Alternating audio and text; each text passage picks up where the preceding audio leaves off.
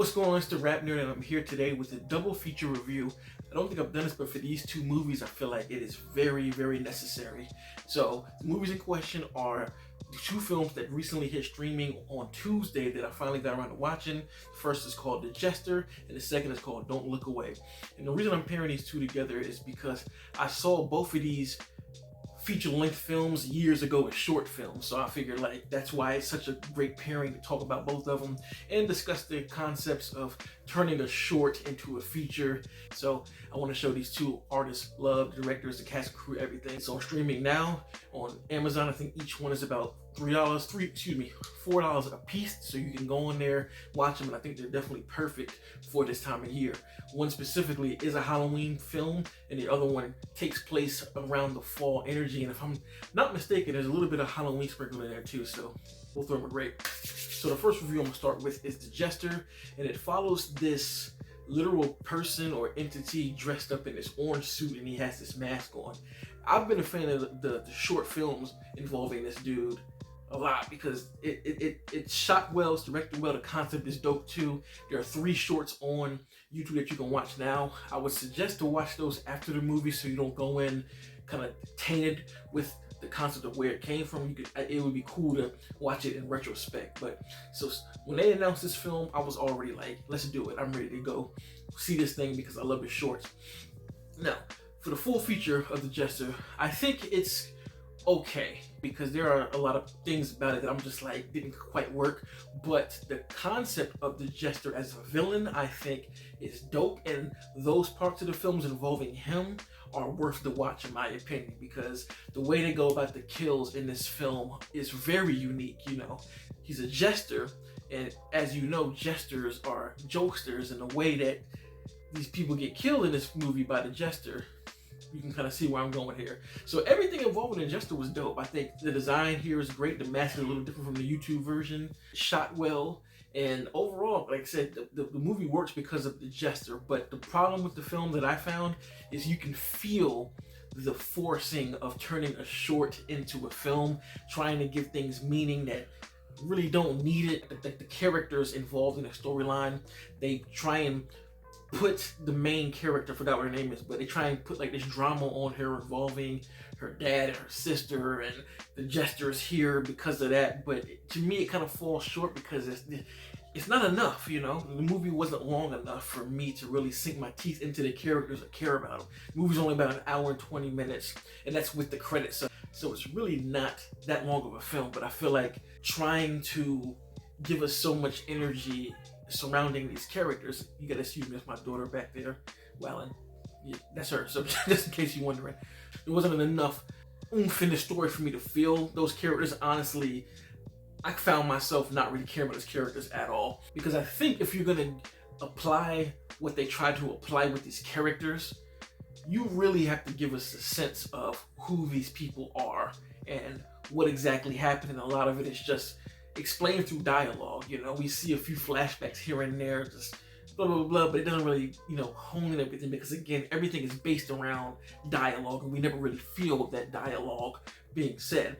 And another thing is, when it comes to the entities, right, you have to provide enough information as to why this thing is doing what it's doing and why it selects who it selects. Now, it does give a reason as to why it does what it does, but as far as who it goes after and why it goes after, you don't really get a sense of that because it's going after this girl. It's going after people who just kind of stumble in the way, and it's like, I guess that you could say that, but then again, they're playing it like this Jester has certain rules and things to abide by, but you never really get that. You never really get the sense of what's going on here, so I feel like that was a detriment to the film. But like I said, it's worth checking out for the Jester alone because it is a dope villain. I love this design because, like I said, this is a Halloween film, so there are some scenes that take place at like this Halloween festival that really get you in the mood. So for that aspect, I really liked it a lot, and I would definitely give it a watch again, and I would even buy this on Blu-ray and tell people to watch it because of what the Jester does. But I do think that the Jester should have taken a page out of Art the Clown's book as far as the first outing goes.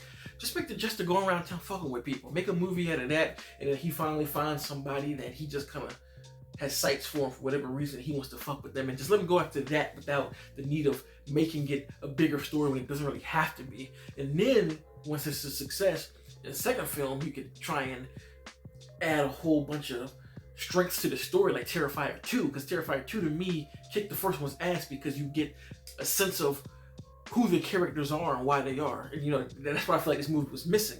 But the Terrifier 2 was 2.5 hours, so the character work and dynamic was there. And that's kind of what the Jester needed, was what they were doing. But like I said, I just still think it's worth it, but the character work and the story are a bit So that's the Jester.